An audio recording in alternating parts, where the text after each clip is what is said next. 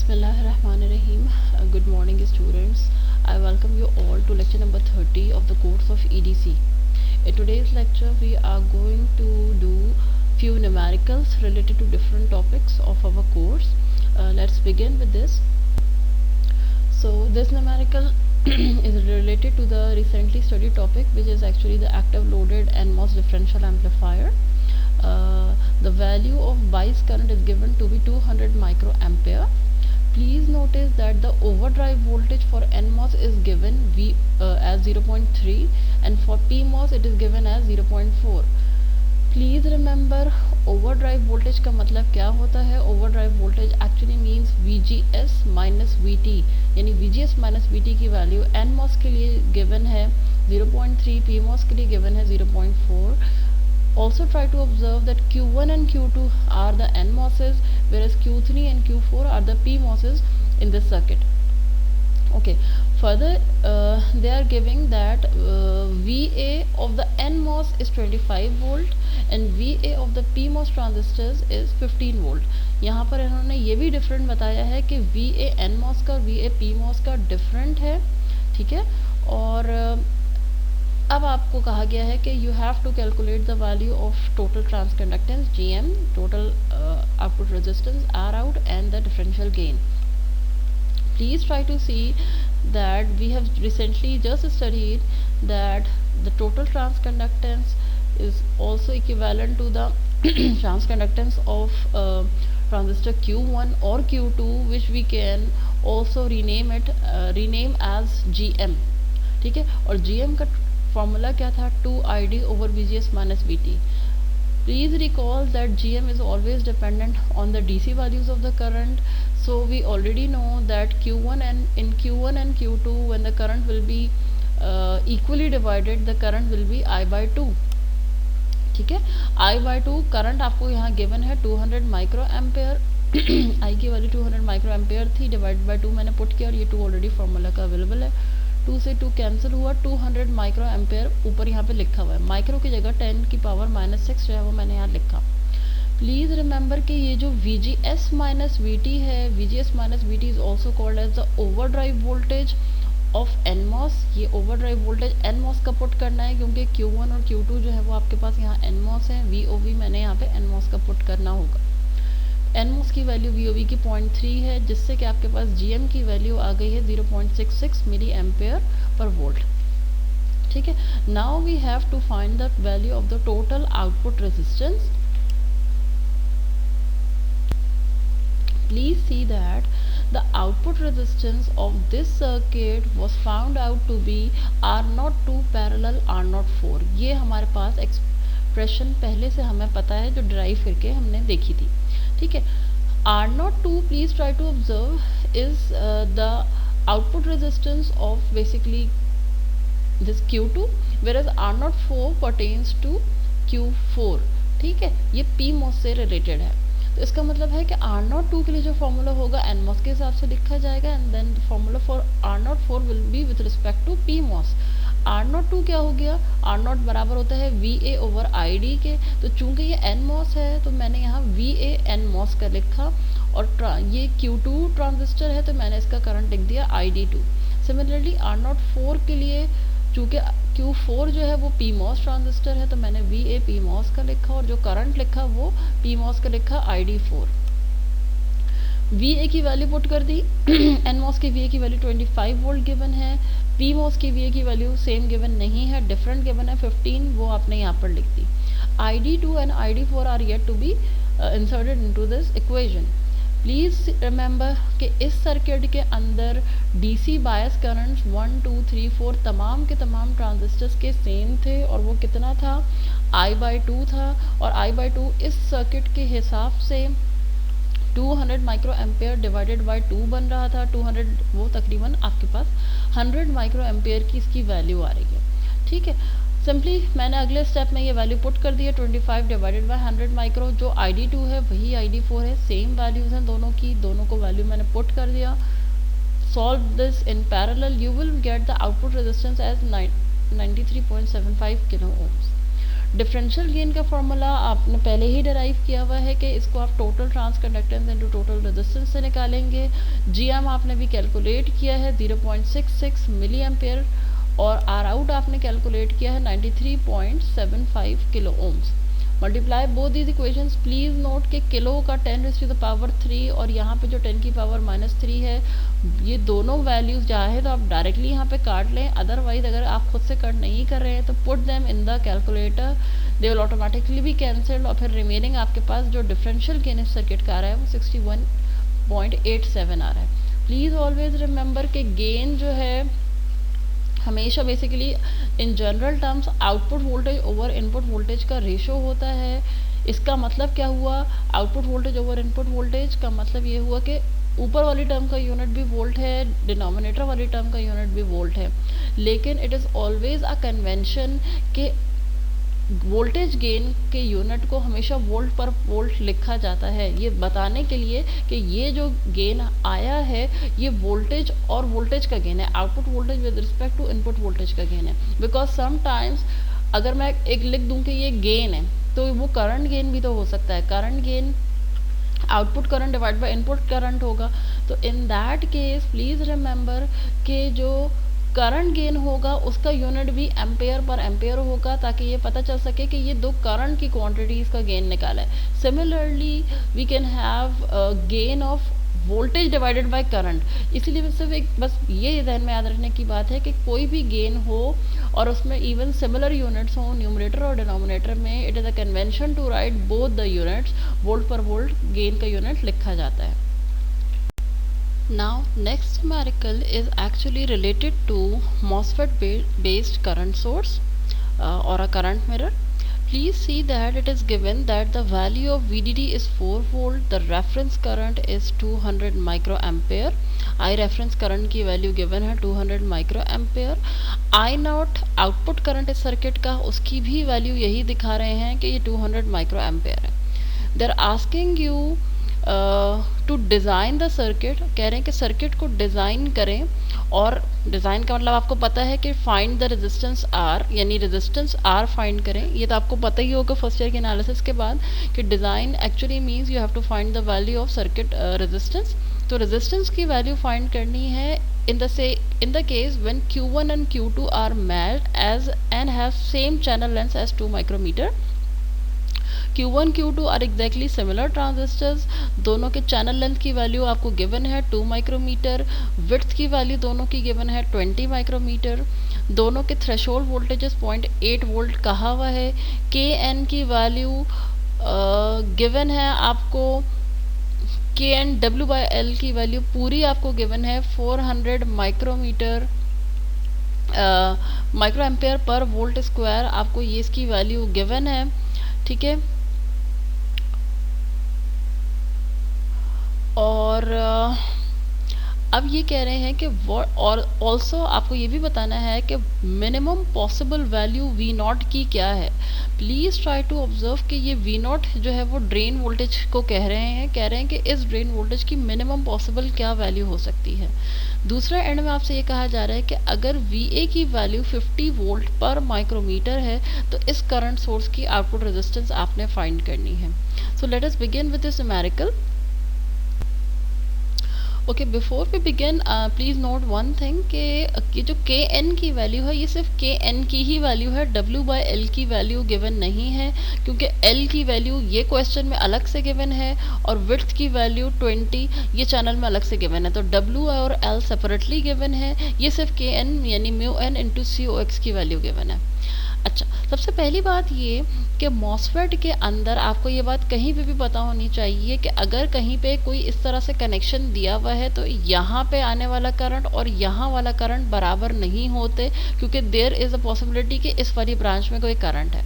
But we already know कि MOSFET के gate के अंदर जो होता है वो कोई करंट नहीं होता। That is why we know that there will be no current in this branch. यहाँ पे इस कनेक्शन के अंदर कोई करंट नहीं है, and we can safely say that I reference is equal to the drain current of this transistor Q1। I reference और ID जो है वो दोनों बराबर हैं। ये यहाँ पे लिख दिया है मैंने कि I reference और ID1 बराबर है। Please remember and recall that in case of a current mirror all of the transistors happen to be in saturation mode. तो चूंकि ये सारे ट्रांजिस्टर सैचुरेशन में थे, चाहे तो आप एक स्टेटमेंट लिख भी दें कि हाँ ये सारे ट्रांजिस्टर सैचुरेशन में है, देयरफॉर आई रेफरेंस या ID1 के लिए जो इक्वेशन होगी वो भी मॉसफेट की सैचुरेशन रीजन की इक्वेशन होगी, और वो ये इक्वेशन होगी half mu N C O X W by L V G S minus V T whole square. Most of the values here are already given. अच्छा, सबसे पहली बात ये है कि हम ये काम कर क्यों रहे हैं. अच्छा, इसकी वैल्यू की तरफ वापस आते हैं. The first thing is that कि you were asked to find the value of the resistor R. इस resistor R की वैल्यू आपको फाइंड करनी है. ठीक है, मैं इस resistor की वैल्यू कैसे फाइंड कर सकती हूँ. I can apply Ohm's law to find the value of this resistor. VDD यहाँ का वोल्टेज माइनस इस पॉइंट का वोल्टेज.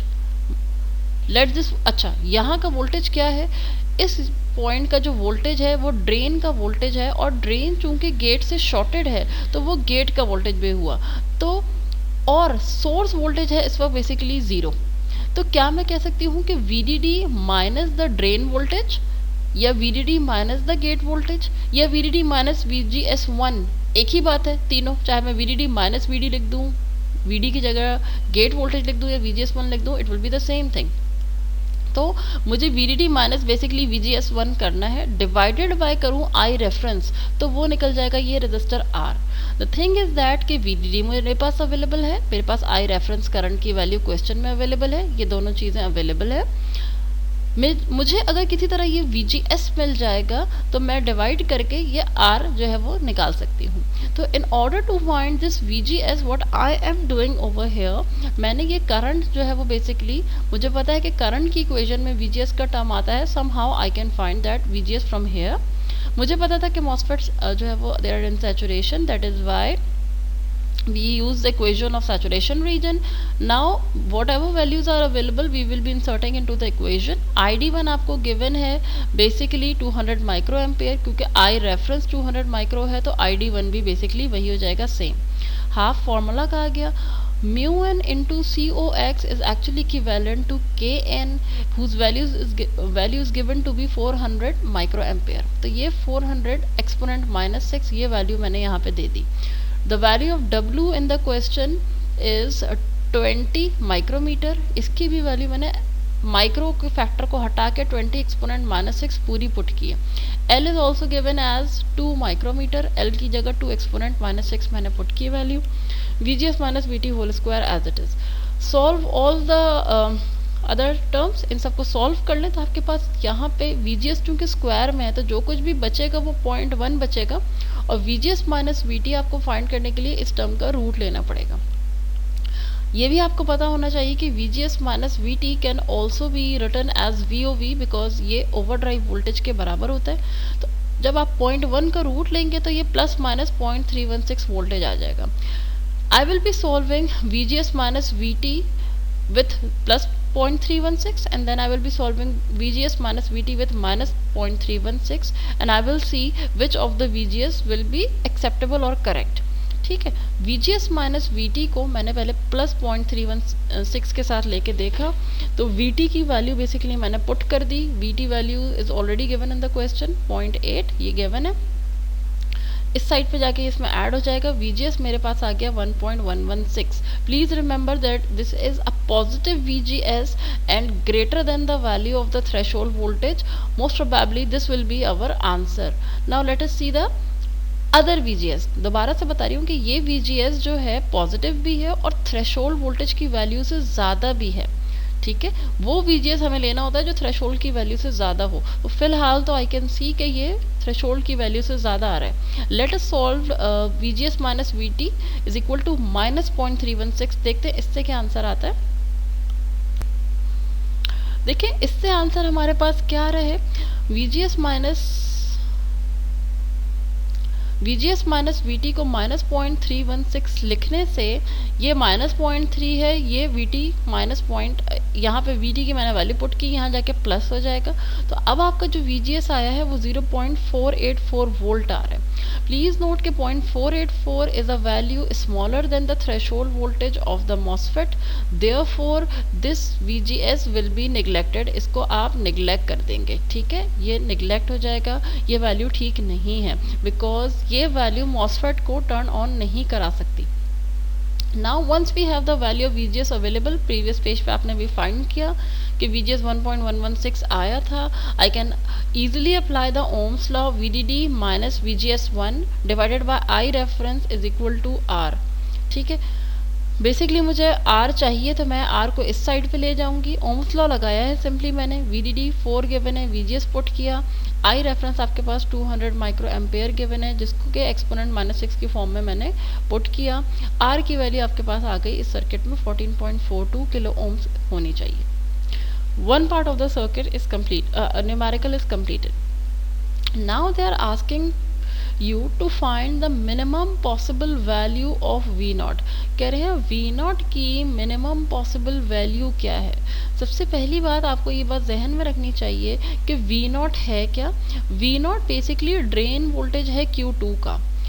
आपको ये जहन में रखना चाहिए कि both Q1 and Q2 are actually operating in saturation region in this specific circuit which is a current mirror. ठीक है, तो इसका मतलब ये है कि Q2 अगर सैचुरेशन में है तो इसके ड्रेन वोल्टेज को सेटिस्फाई करना चाहिए सैचुरेशन की इक्वेशन को। Late us see this.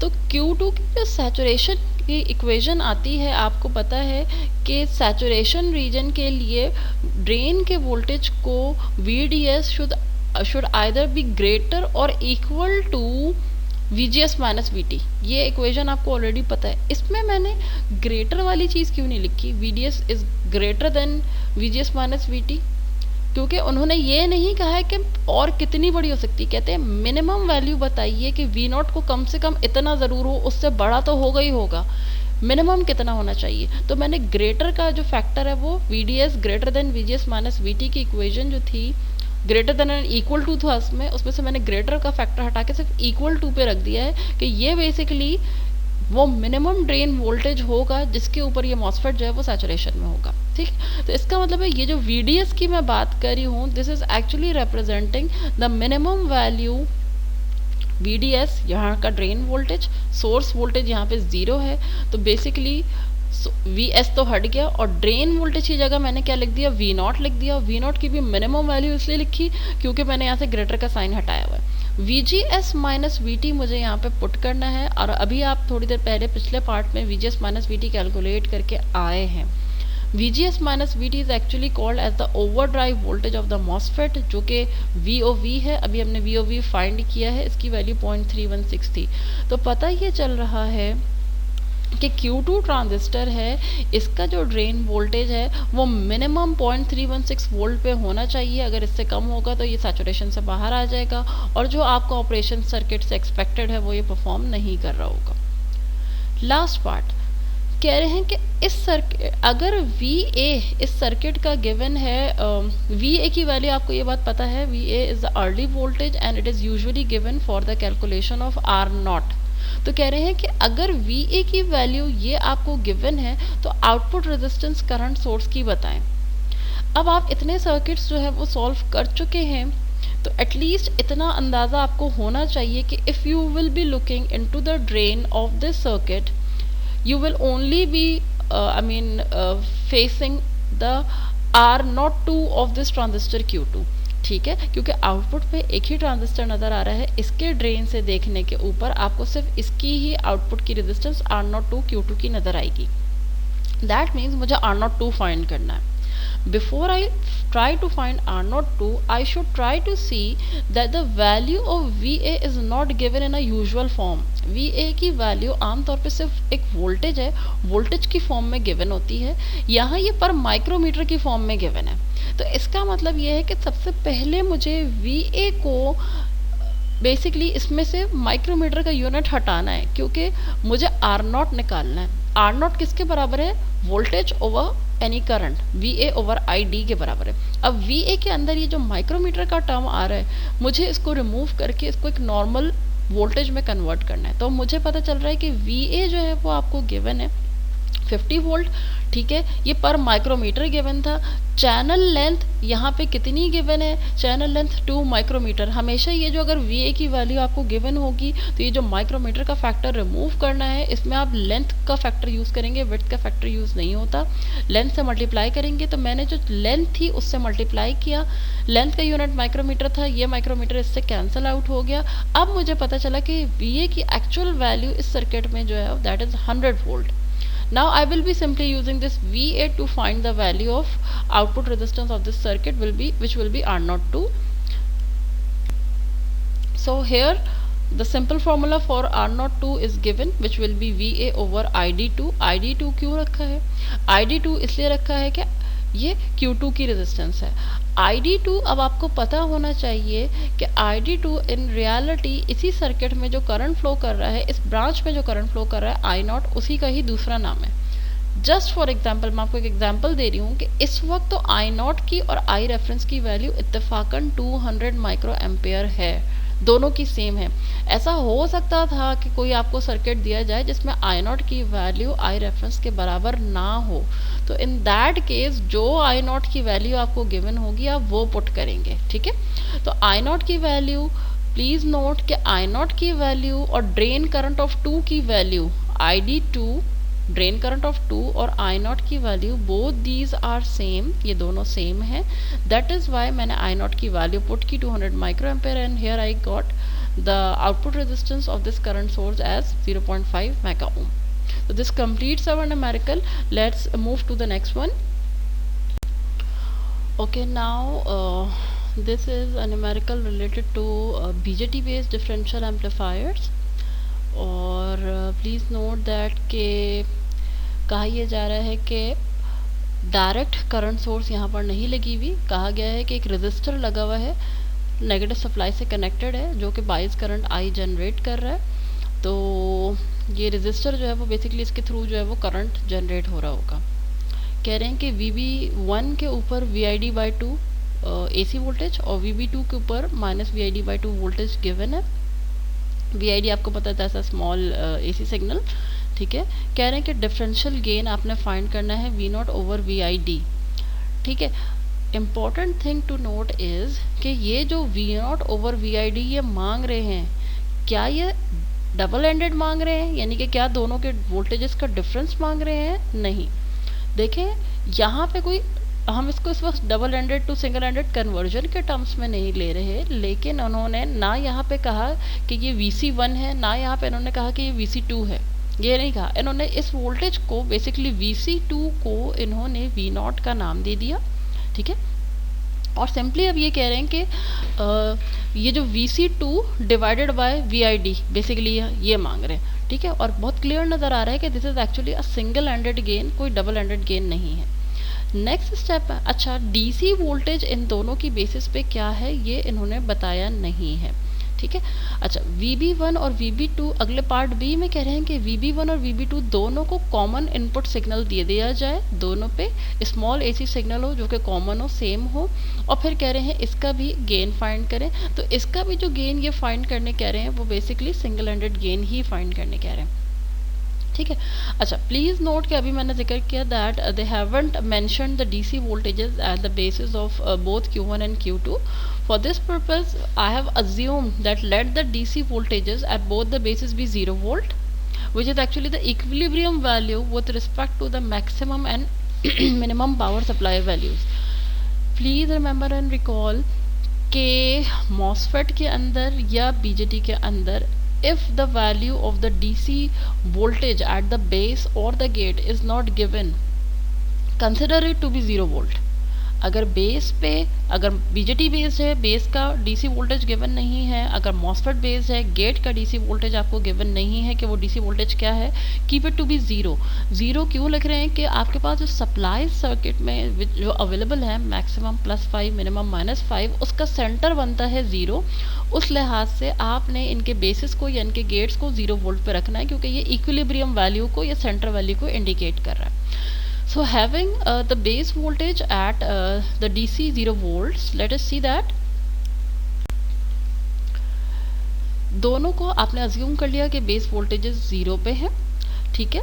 और मैंने मज़ीद अज्यूम किया कि both Q1 and Q2 are in active region, and of course the assumptions that I have made are not unjustified, they are totally correct with respect to the situation and operation of this circuit, क्योंकि इसने एक amplifier के तौर पे काम करना है, ठीक है।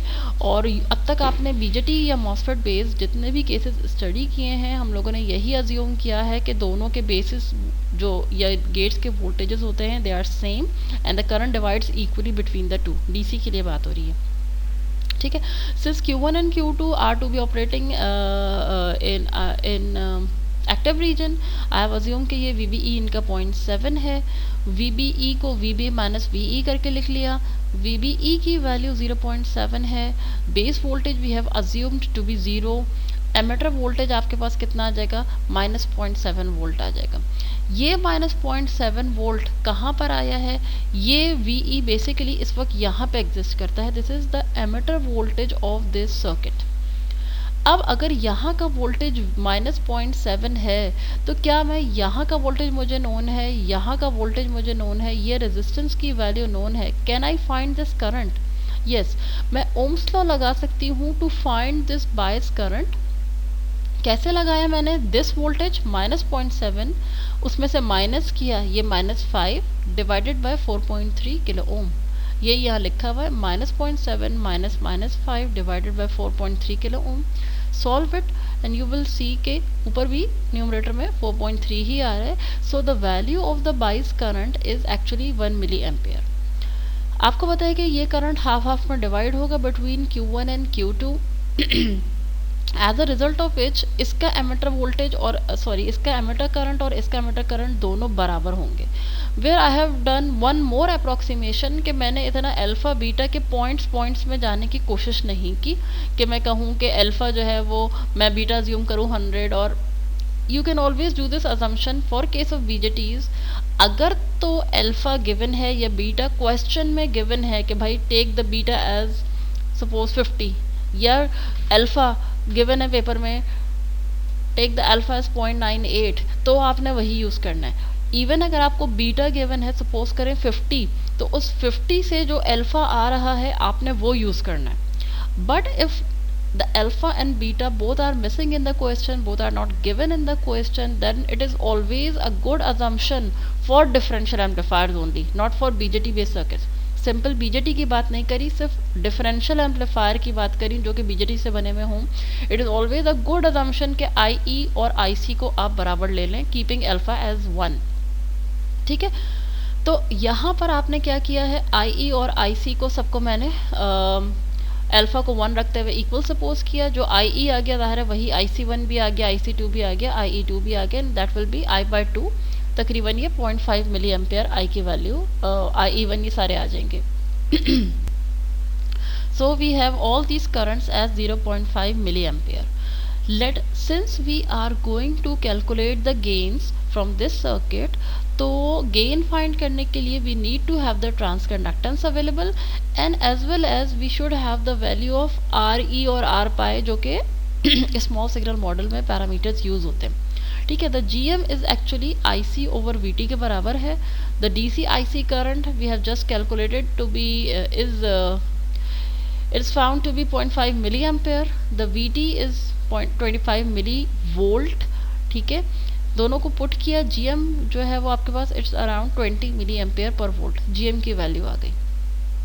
Now we will be switching towards the calculation of gain, specifically part A की तरफ अब हम मूव करेंगे जिसमें कि आपको गेन फाइंड करने कह रहे हैं। To find the gain what I have done, I have drawn the small signal model for the given circuit.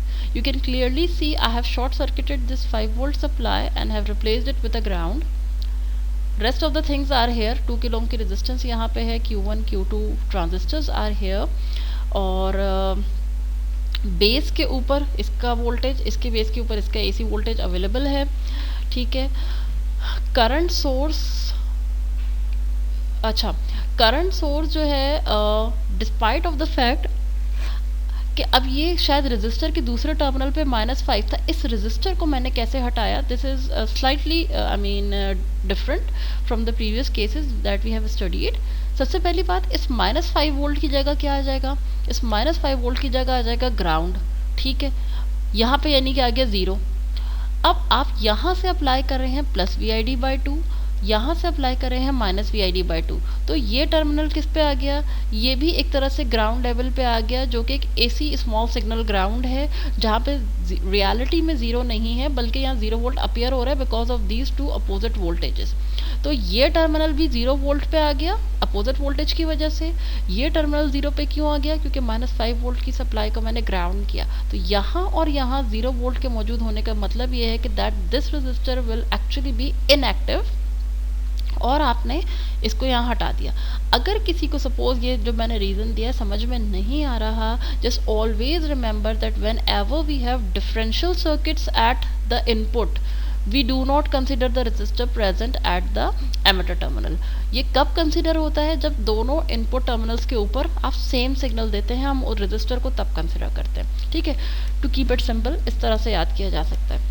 अच्छा, अब मैंने क्या किया है, Q1 का स्मॉल सिग्नल मॉडल बनाया प्लस VID/2, पाई मॉडल मैंने बनाया है, आर पाई रेजिस्टेंस नहीं दिखाई, आर पाई की जगह मैंने RE रेजिस्टेंस दिखा दी। ये बात लेक्चर में डिस्कस हो चुकी है that R pi and RE are the same resistances. It is called R pi when drawn on base and called RE when drawn on the emitter.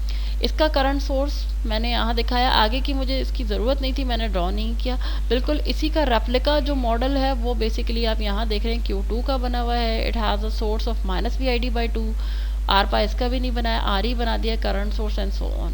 Basically I am interested in applying a KVL over this loop, मैं इस loop पे KVL बनाना चाह रही हूँ।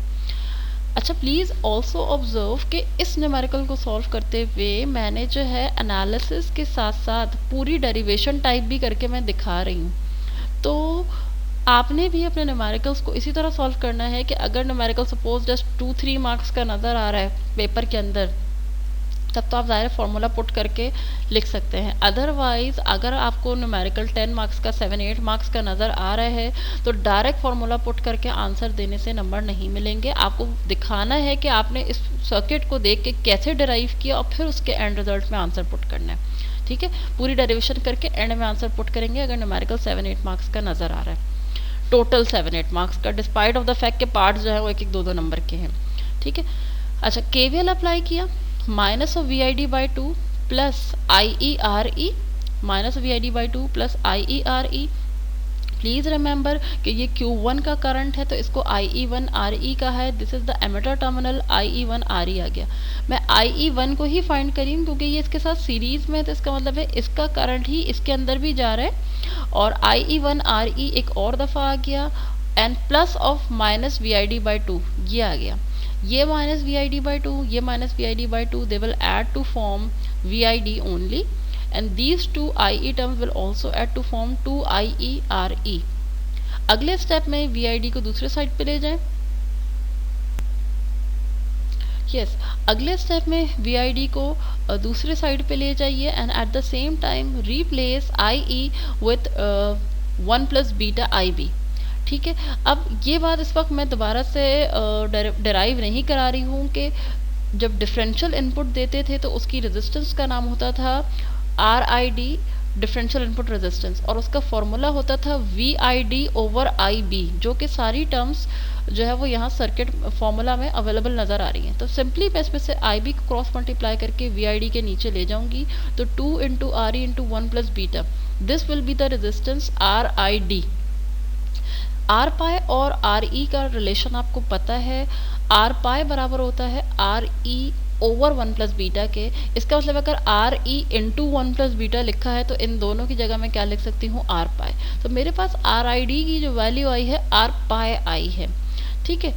Are पाई की value का formula beta over GM होता है, we always assume beta to be 100, यहाँ रखा।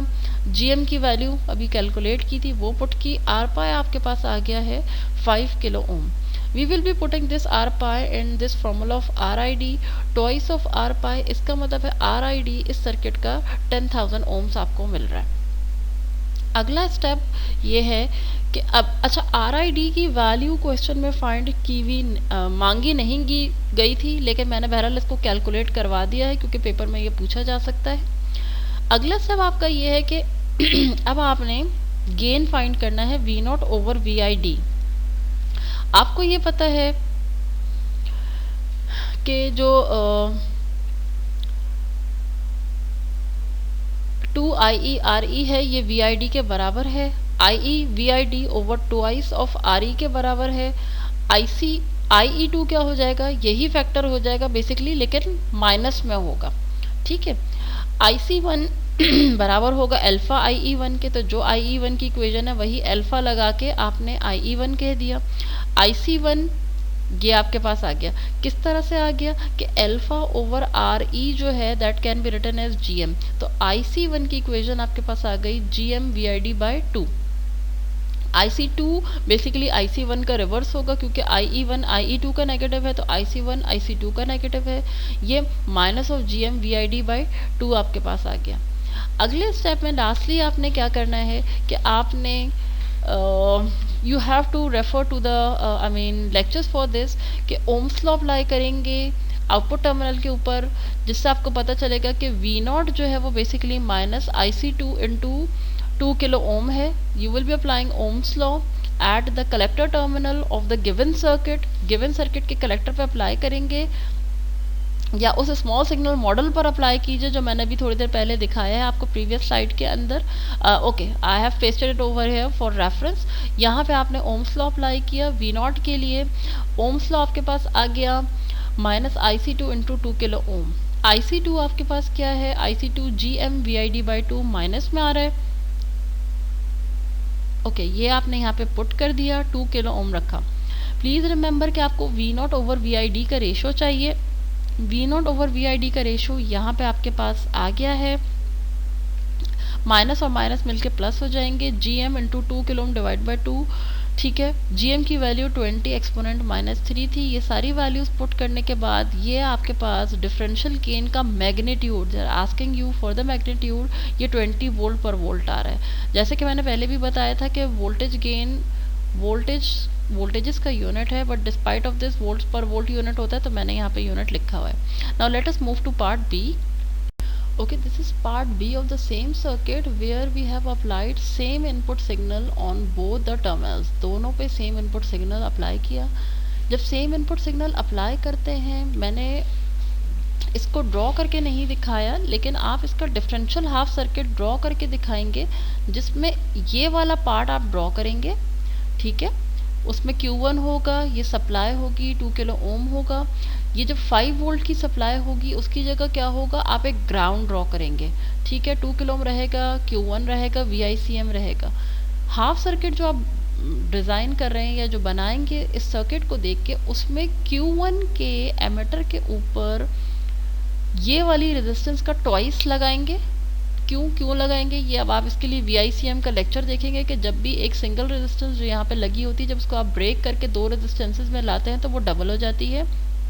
तो इसका मतलब है जो हाफ सर्किट आप बनाएंगे उसमें यहाँ पे ग्राउंड 2 किलो ओम Q1 आ गया, और इस रेजिस्टेंस का डबल इसके एमिटर पे लगा हुआ होगा। 5 वोल्ट की जगह भी आपने ग्राउंड लगाया होगा। उस डिफरेंशियल हाफ सर्किट का मैंने स्मॉल सिग्नल मॉडल यहाँ पे बना दिया है। VICM आर पाई नज़र आ रहा है मुझे। ठीक है, ये आर पाई मॉडल के थ्रू बेसिकली मैंने इसको सॉल्व करने की कोशिश की है। अच्छा, अगर आपने प्रीवियस लेक्चर्स नहीं देखे हुए हैं और नहीं समझ में आए सही से, तो डेफिनेटली आपको ये सारी एनालिसिस बिल्कुल भी समझ में नहीं आएगी। So see the previous lectures of BJT first and then come to this numerical. अब आप यहाँ पे आर पाई का मॉडल बना रहे हैं। एमिटर पे भी मैंने बताया था कि ये वाली रेजिस्टेंस होगी ट्वाइस करके, तो वो रेजिस्टेंस यहाँ ट्वाइस करके अवेलेबल है। ग्राउंड अवेलेबल है, GM VBE या बीटा IB अवेलेबल है, करंट सोर्स, और ये RC गिवन है। सबसे पहले हम फाइंड करते हैं इसका RICM। ऑल्दो ये RICM फाइंड करने के लिए नहीं कहा गया हुआ, लेकिन इसको फाइंड कर लेते हैं। RICM फाइंड करने के लिए अगर आप ऑब्जर्व करें तो ये simple common emitter with degeneration का केस बन रहा है, और यहाँ पे KVL RICM तो कह रहे हैं इसको, लेकिन बेसिकली इस पॉइंट से लेके यहाँ तक जो resistance looking into the transistor नज़र आ रही है वो फाइंड करना है। केवीएल अप्लाई करें, V B minus I B R pi, V B minus I B R pi minus I E into this resistance minus I E into 2 × 4.3 kilo is equal to 0। Basically R I C M का general formula है V B over I B, तो मैं V B over I B का ratio बनाने के लिए एक KVL लगा रही हूँ। अगले स्टेप में मैंने आई ई की जगह 1 प्लस बीटा आई बी लिख दिया, the rest of the equation is same. ठीक है, अब दोनों इक्वेशंस में आई बी का टर्म आ गया है, दोनों आई बी के टर्म को इज इक्वल टू के उस साइड पर ले जाएं तो आपके पास ये वाली इक्वेशन आ जाएगी। Take out I B common from both the terms, R pi अंदर आ गया 1 plus beta into 2 × 4.3 kilo ohm. R I C M की वैल्यू जो कुछ भी बची V B over I B, अब आप जो है वो आई बी को वी बी के नीचे लेके चले जाएंगे तो ये आर आई सी एम बन जाएगा, और जो कुछ भी राइट साइड पे चीज़ें बच रही है that will be your R I C M value. 5 kilo ohm R pi था, 1 प्लस बीटा 2, ये सब सॉल्व करके आर आई सी एम की वैल्यू सर्किट के लिए इतनी आ रही है। अब हमें इस सर्किट का गेन फाइंड करना है। आर आई सी एम की value V B over I B है, इससे देख लेते हैं आई बी की इक्वेशन क्या लिखी जा सकती है। सबसे पहले to find the gain we are applying Ohm's law at the output terminal, 0 minus V naught over R C is equal to I C. जो मैंने इक्वेशन बोली है उसको आप रीअरेंज करेंगे तो ये टर्म बन जाएगी V naught equal to minus I C R C. Ohm's law आप अप्लाई करेंगे 0 minus V naught divided by R C is equal to current I C. अब ये कैसे आ रहा है मैं इस डिटेल में इसलिए नहीं जा रही हूँ कि this is a well studied circuit जो कि बीजेटीज के अंदर से बहुत डिटेल में स्टडी किया था। ये इक्वेशन आपके पास बन जाएगी। आईसी की जगह मैंने अगले स्टेप में बीटा टाइम्स आई बी लिख दिया, और मुझे ये पता है कि आर आई सी एम बराबर है V B over I B के। आई बी की जगह मैं V B over R I C M लिख सकती हूँ। तो ये आई बी की वैल्यू बेसिकली अब मैं इस इक्वेशन में यहाँ पे पुट करने वाली हूँ, माइनस बीटा आर सी के साथ आई बी की value. Minus beta R C लिख दिया, आई बी की value V B over R I C M put कर दी। प्लीज़ ट्राई टू ऑब्जर्व कि इस सर्किट में वी बी और वी आई सी एम के दरमियान कोई रजिस्टर इत्तेफाक से मौजूद नहीं है, तो जो वी आई सी एम है वही वी बी भी है।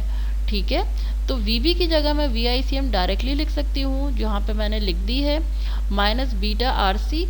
वी बी की जगह वी आई सी एम लिखा, आर आई सी एम आ गया।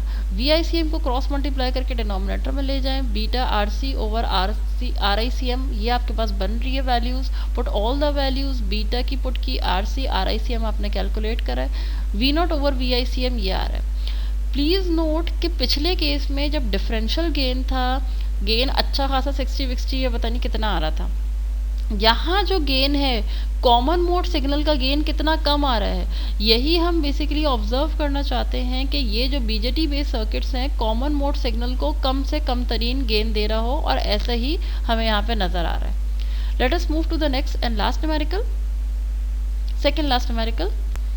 Okay, this is actually a BJT based amplifier circuit, and if you can see we are applying the AC signal at the base and taking the output from the collector. This means this is actually a common emitter amplifier. ठीक है, अच्छा सबसे पहला the first thing that we will be doing, we will be performing its DC analysis, and for this purpose remember that all the capacitors will be open circuited. जब ये open circuit होगा this part will be completely removed. यहाँ पे जो मैंने इसका DC circuit बनाया है यहाँ से पूरा कैपेसिटर के पार्ट वाला हिस्सा निकाल दिया है, ये वाला पार्ट भी रिमूव हो जाएगा, ये यहाँ पे भी नज़र आ रहा है। दिस रिमेनिंग सर्किट जो कि यहाँ पे नज़र आ रहा है एक सिंपल वोल्टेज डिवाइडर सर्किट है जो आप क्लास में सॉल्व कर चुके हैं, और इनफैक्ट इसमें ये जो पैरामीटर्स यहाँ पे गिवन है ये पैरामीटर्स भी वही पैरामीटर्स हैं जो सर्किट आपने क्लास में सॉल्व किया था।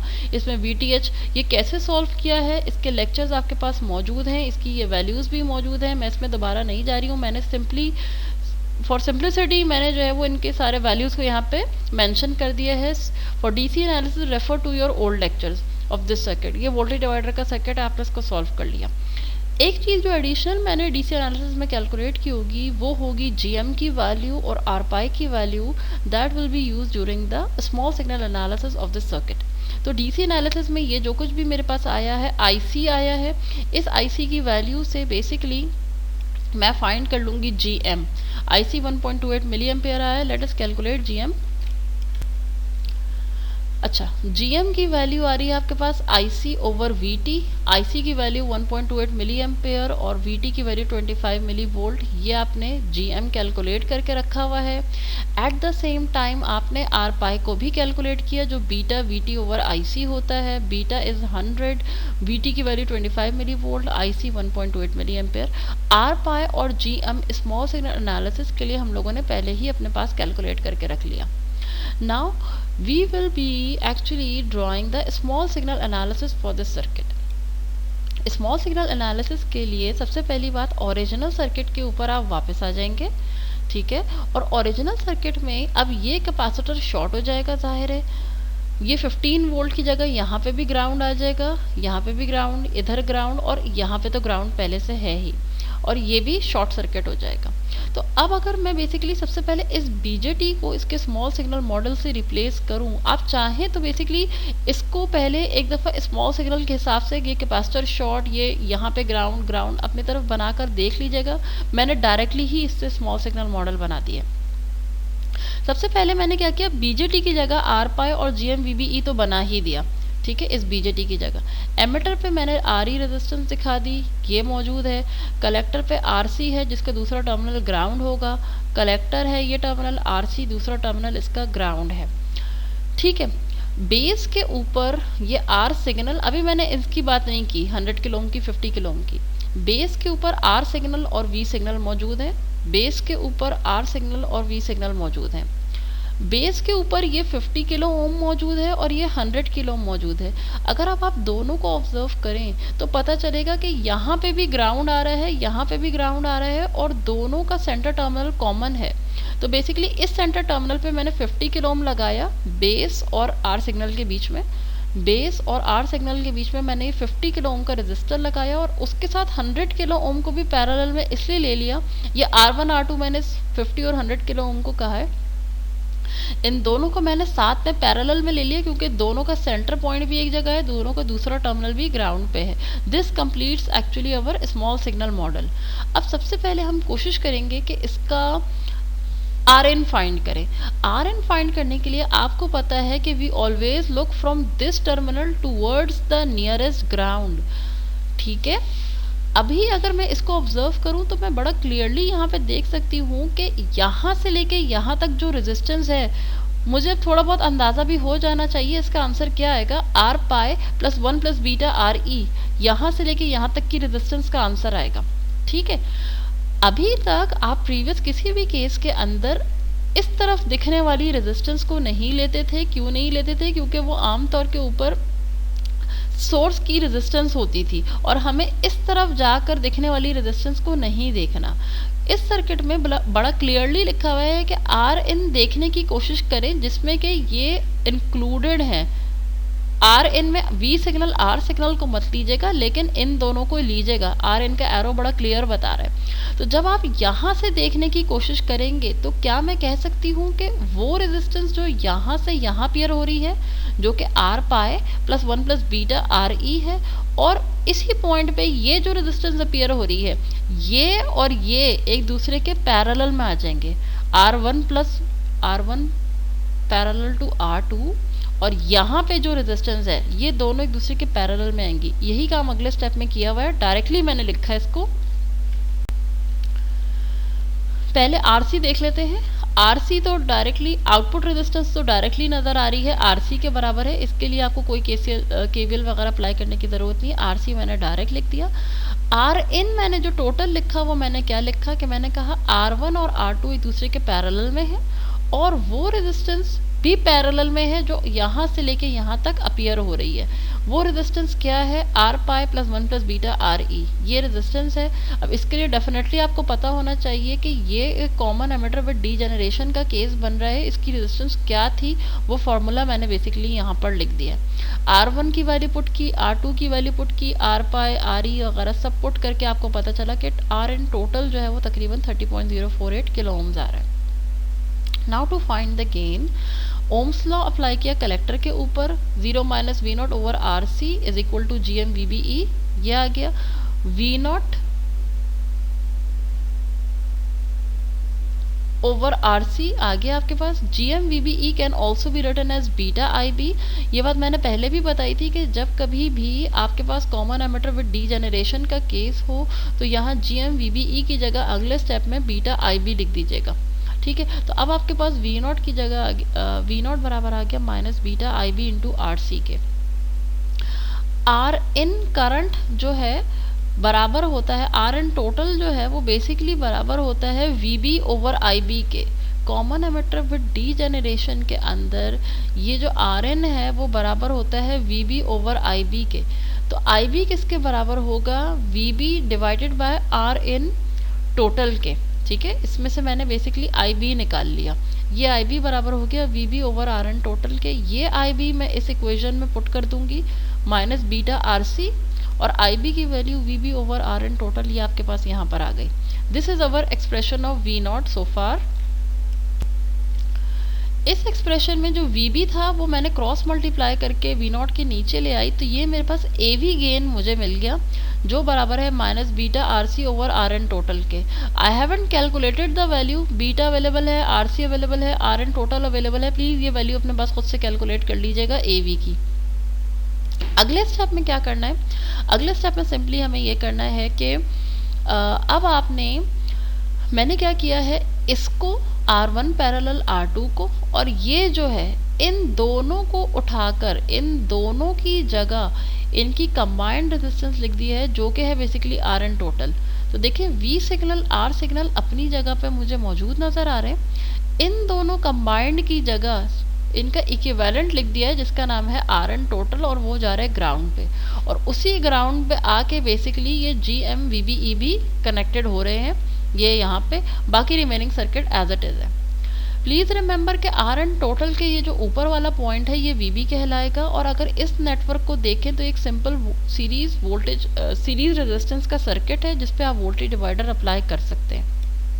अगले स्टेप में मुझे इसी एक्सप्रेशन के अंदर से एक्चुअली में फाइंड करना है basically GV gain which is the total gain. तो मैं एक्चुअली करूँगी ये कि VB की वैल्यू निकाल के पुट कर दूंगी इस इक्वेशन में, और VB किस फॉर्म में पुट करूंगी? In terms of the V signal की फॉर्म में पुट करूंगी। ठीक है, VB कैसे मैंने फाइंड किया? V signal into R N total, voltage divider लगाया, V signal into R N total divided by इन दोनों का सम, ये यहाँ पे आपके पास आ गया, और ये VB इक्वेशन नंबर 1 में आपने पुट कर दिया। इसको मैंने इक्वेशन नंबर 1 का नाम नहीं दिया, जब ये VB पिछले इक्वेशन में यहाँ पर था मैंने इसको इक्वेशन 1 का नाम दिया। ठीक है, तो minus beta RC over R N total ये आ गया, और ये VB बेसिकली यहाँ पे है इन रियलिटी। ठीक है ना, यहाँ पे VB की वैल्यू मैंने पुट कर दी, वो क्या है? V signal into R N total, R signal plus R N total. R N total से आर एन टोटल कैंसिल हो जाएगा, माइनस बीटा RC ऊपर रहा, V सिग्नल को क्रॉस मल्टीप्लाई करके डिनोमिनेटर में ले गए, R signal plus R N total. This is your total gain. Put in all the values and you will find कि ये GV टोटल गेन की वैल्यू आपकी इतनी आ रही है। ठीक है, now let us move to the last numerical. Okay student, this is the last numerical where we are not going to do this numerical over here, but this is just to inform you that in lectures we solved a MOS based differential amplifier circuit where we calculated the values of source voltage ID1, ID2, VD1 and VD2, right? So in that specific numerical, please try to find the minimum and maximum value of VCM. VCM is that voltage which is that is the common signal which is applied at the gates of both the transistors in a differential amplifier. ठीक है, तो MOS based differential amplifier जो था उसमें ये सारी values जिस numerical के अंदर हम लोगों ने कैलकुलेट की थी उसी न्यूमेरिकल में डाटा अवेलेबल है। VCM की मिनिमम और मैक्सिमम वैल्यू को ज़रा कैलकुलेट करने की कोशिश कीजिएगा। VCM की मिनिमम और मैक्सिमम वैल्यू का फॉर्मूला लेक्चर्स उन्हीं कॉरस्पॉन्डिंग लेक्चर्स के अंदर अवेलेबल है। याद से ये सारी चीज़ें आप लोगों ने खुद से कंप्लीट करनी है। So with this numerical we are done with this course, और I hope के maximum चीज़ें हम लोगों ने cover कर ली हैं। If there is any query we will be discussing it in the live session.